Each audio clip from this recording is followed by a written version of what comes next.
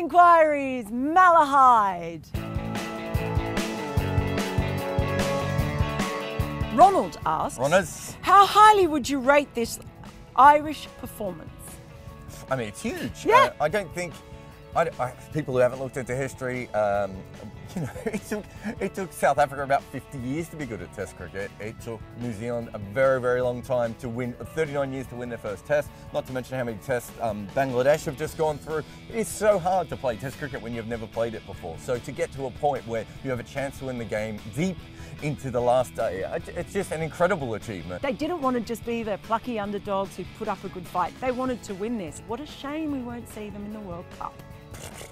Kunal asks, where do you see Ireland playing their next Test match and against whom? Can we expect any of the big three? Well, Sarfraz actually invited them to Pakistan in the press conference. I'm not sure if that was just to his house for a barbecue. He didn't specify. No. They've clearly shown that they're worthy of more Tests.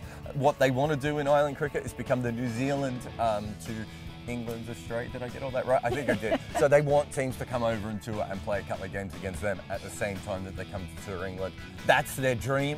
Sadman asks, what's the secret behind Pakistan cricket team's perpetual ability to make room for a one more twist out of nowhere? Because they are predictably unpredictable.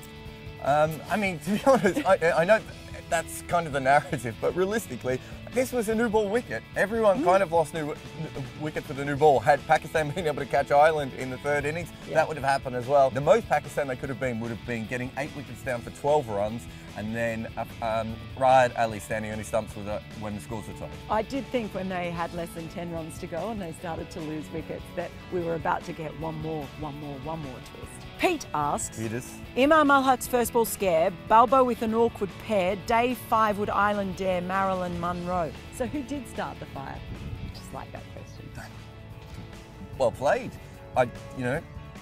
When I'm asking the questions, don't send any limericks in because I'll murder them.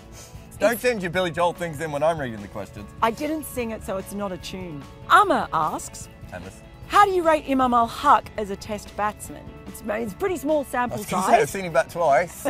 He keeps making runs over here, and that is an important innings. I know there will be people in the future saying things like it was only against Ireland, but that's nonsense because of the pressure of this particular situation and the way that Tim Murtagh especially was bowling. He's ridiculously confident. He's taking selfies with the fans at one stage. He's a very confident young man, which is going to help him because it seems a lot of people are going to slag him off despite the fact he just won a Test for, what country does he play for? Pakistan. I liked the way that he and Baba went from just surviving out there to lifting the tempo, and all of a sudden, particularly when they came back out after lunch, they were scoring quite freely. Akash asks, do Pakistan have a chance in England with this squad? Of course they've got a chance. A chance.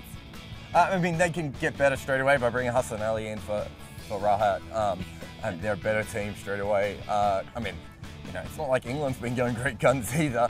Pakistan have a chance, but you would think England would be the favourites based on some of the cricket that Pakistan played in. I think a fair bit might depend on how fit Mohammad Amir is. Obviously, we've been on knee watch. Or if he's less fit, he might be better. Because when he limps, he just comes on and takes wickets. So maybe Pakistan's best hope is that his knee stays as dodgy as anything, because, he'll take wickets. Samway asks, how many of the Irish team will go down as one Test wonders? Oh, that's a downer of a question in some ways, isn't it? But probably a few of them, yeah.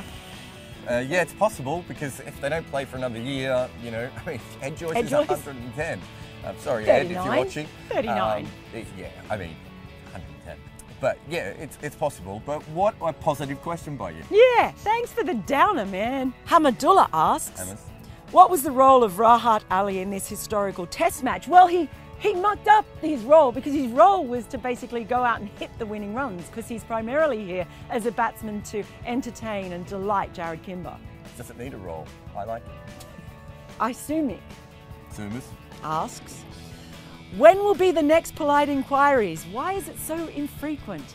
This is it. This is the last one. We came to Ireland. That's all we ever wanted. What an incredible week. What an incredible opportunity for us to be here. It's been absolutely incredible. I keep saying incredible, so you know it's really incredible. It's incredible. This has been the best Test ever that I have ever covered. And so, yeah, Yeah. Stuff polite inquiries. We should finish it there.